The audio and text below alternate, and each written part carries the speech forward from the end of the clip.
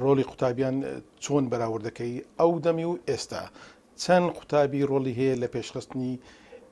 با بڵێن شارستانەتی لە هەرێمی کوردستانی عێراق؟ خۆی ئەوە تەیمە مێژومان خین بیتەوە هەموو وڵاتێک پشتی ئەستورە بە قوتابی بە گەنج. ئێمەش هەمیشە یەکیتی قوتابیانی کوردستان لە هەموو شۆڕەشەکان کە بارزانانی نەمر لە ساڵی 1968 ئەفەرمیە قوتابیان سەری ڕمن لە گشت شۆڕەش و ڕاپەڕێکدا فعلەن ئێمە سەرە ڕم بووینە. ئەمڕۆ ئێمە پێویستیمان بەوەی هەیە کە ڕێڕەوەکانی خۆمان بگۆڕین، سیستەمی خۆمان بگۆڕین. سیستەمی کۆن ئەوە بوو کە ئێمە تەنزیم داخلیمان دەکرد و سیستەمی ئەوە بوو کە ئێمە پێشمەرگایەتیمان دەکرد، حتا کادریمە دەگیرا بۆ نمونە ڕێبەرمەلە حەسەن یەکێک بوو لەو کادرانەی کە لە خۆپێشاندانێک لە زاخۆ مەسئولقی ئێمە بوو گیرا لە ساڵی 79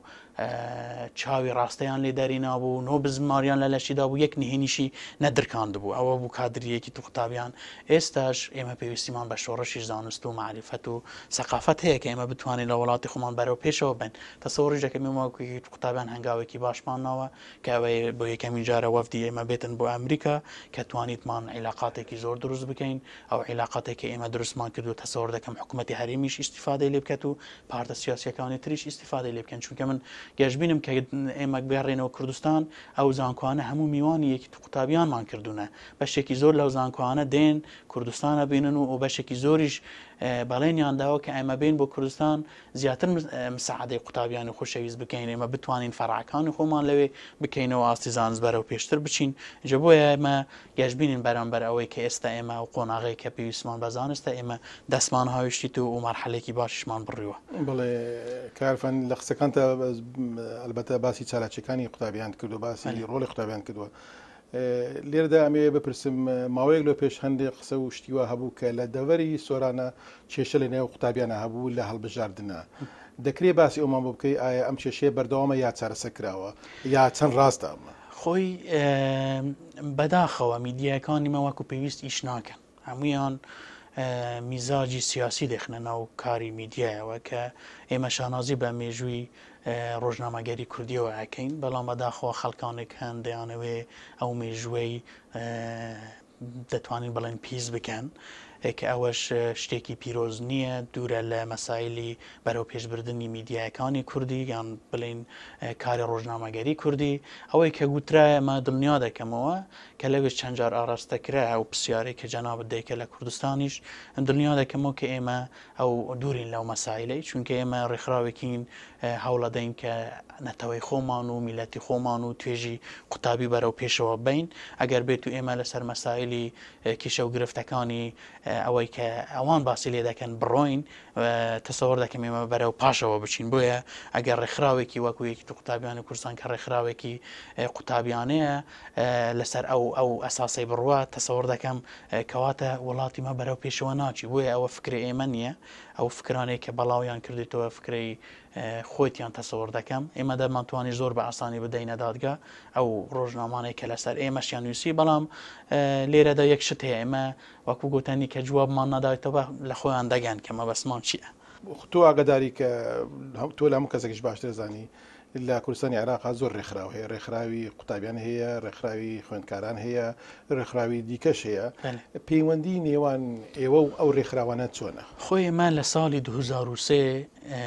کە 7 ساڵ دەکەبەر لە ئێستا ئێمە فیدراسیۆنێکمان دامەزران بە ناوی فیدراسیۆنی ڕێکخراو قوتابی و خوێندکاریەکانی کوردستان کە خۆی لە 13 ڕێکخراو ئەگرێتەوە. هەموو ڕێکخراوەکانی قوتابی و خوێندکاریەکان کە سەر بە پارتی سیاسیەکانی کوردستانن، ئەو ڕێکخراوەش وەکو چەترێکمان دروست کرد کە ببێتە چەترێک بۆ ئەوەی هەموو قوتابیەک و خوێندکاری کوردستان لەژێر ئەو چێترە بتوانی هەناسەی خۆی هەڵبێژیت و لە هەمان کاتیشدا بتوانیتن لەژێر ئەو چەترەیە کار بکاتن. بۆیە ئێستا خۆشبەختانە فیدراسیۆن کاری باش دەکاتن و مەتوانیتمان لەسەر تحملێکی باش لەگە هەموو ڕێکخراوەکان بکەین بە یەک دەست کە دەچنە ژێر ئەو دەست لەژێر ئەو چەترێ و کە ئێستاش لەژێر چەتریەکی قوتابیانیشین. بە هەمان شێوە ئێمە بە مەسائلی نەتەواتی کار دەکەین. هیچ جار پارتی دموکراتی کوردستان بە ئێمە نەوەرتووە ئیلا دەبێ خزمەتی ئەندامی پارتی دموکراتی کوردستان بکەی. هەمیشە بە ئێمە دەڵێ ئیشی ئێوە خزمەتکردنی توێژی قوتابیە، بۆیە ئێمە هەتا حدێکی زۆر لەو مەسایلانە خزمەتی توێژی قوتابی دەکەینەوە لەسەر مەسایلی نەتەواتیەکان و لەسەر مەسایلی نیشتیمانیەکان کارەکەین و نەشمان زۆرن و کاتێک کە تۆپبارانی ئێران و تورکیا تۆپبارانیان دەکرد ئێمە یەکەم ڕێکخراو بووین وەکو یەکی قوتابیان کە چوون و ینی پەیامماندا بۆ هەموو کەناڵەکان کە ئێمە وەکویتی قوتابیان قبول ناکەین خاکی ئێمە تۆپباران بکرێتن و ئەگەر تۆپبارانیش ڕانەوەستیتن ئێمە بە هزارها خەڵک ئامادەین خێمە هەڵبدەین و لەسەر حدود بوەستین کە ئێمە نزیکەی 1 ملیۆن واژومان کۆ کردووە لە خلالی 1 ڕۆژدا تەسلیمی سەفارەتی ئێرانمان کردوتمان ڕابگیرێتن ئەو تۆپبارانە کە ئەو کچە قوتابیە بە سۆز جەبار ئاغا شەهید بوو ئەمە بووین چوین ناوی ئەو قوتابخانەمان بە ناوی شەهید بەسۆز جەبار ئاغامان کرد و ئێستاش خەریکی دروستکردنی پایکەرێکی بچووکین لە ناو قوتابخانە بۆیە لایەنێکی تریش بوو یەکی قوتابیانیش نەبوو بەڵام ئێمە ئەو ڕەچاومان نەکرد خۆ ئایلی ویش دەزانیتن کەیفیشیان پێهات ئێمە بۆیە نمونەی وامان زۆرە ینی پێش من بێمە کوردستان لە سنووری دەوەرەکانی مادەی 140 نزیکەی 5,000 هەدیەمان تەوزیعکردن بۆ ئێکەمەکانی عەفعامەکان قەت پێمان نەگوتن ئەوانەی ئەندامەیەکی تو قوتابیان بێن خەڵاتیانەکەن نیجە بۆیە ئێمە بەو بیرۆچوونە ئیش ناکەین ئەمە بە بیرۆچوونێکی نەتەوایەتی نیشتیمانی کارەکەین بۆ ئەوەی وڵاتی خۆمان بەرەو پێشەوە بین ئەگەر ئەمە چوونە قالبی تەسەکردنەوەی ئەو فکرێدا تەسەوەر دەکەم ئیش نەڕوە کە توش لەگەر سەردەم نەڕۆی وڵاتت بە پاش دەکەوی ئەوەی کە بتەوێ وڵاتیش بە پێشکەوی بە ئێمە وەکو قوتابی بە پێش دەکەوی ئەو چەلەچەنی کە باسەکەی ئەم شتانی کە ئاماژەی پێەکەی ئایا ئەمە هەمووی لە تەنها دەڤەری بابڕێن هەولێرە و یا هەموو هەرێمی کوردستانی گرتەوە هەروەها ئەو ناوچانەی کە تا ئێستا نەگەڕاونەتەوە سەر هەرێمی کوردستانیش ئەوەی کە من باسم کرد 5,000ەکە ئەوانەی سنووری مادەی سەتەچولکە ئەو ناوچانەی کە کێشە لە سەرەکانی سنووری هەرێمی کوردستانن ئەوانێک کە مادەی 140 ئەگرێتەوە لە دەستوری عێراقادا و لە هەمان کاتیشدا ئێمە بەرنامەشمان هەن بگەڕێمەوە لە هەولێر و لە دهۆک و لە سلەیمانی و ئەوانش بە هەمان شێوە ئێمە یەکەمەکان خەڵاتەکەین و ماڵی قوتابیانە هەر ئۆفیسێک هەر بارەگایەکی یەکی تو قوتابیان ئەمە بە ماڵی قوتابی دەزانین و حەزیشمان لێ هەموو قوتابیان ڕوو تێ بکەن خۆشبەختانە کە ئێستا ئێمە نوێنەراتیەکانی خۆمان لە ئەمریکاشکردنەوە ئێستا لە کالیفۆرنیادامانە لە واشنگتۆنمان تەسەوەر دەکەم ئەو ڕۆئێوارە دەست نیشان بکەین ئەو شەخصە و لە نەژویل بە هەمان شێوە شەخصەکە دەست نیشان دەکەین مەحاڵ دەکەین لە دالاسیش دەست نیشان بکەین کە قوتابیان بتوانن لە ڕێوی کیش و گرفتەکانی خۆ بگەین ئێمە بتوانین بۆیان چارەسەر بکەین کابوو هاتنەکەتەن هەر بۆ مەسلەی زەمالە نیە بۆ ئەوەی کە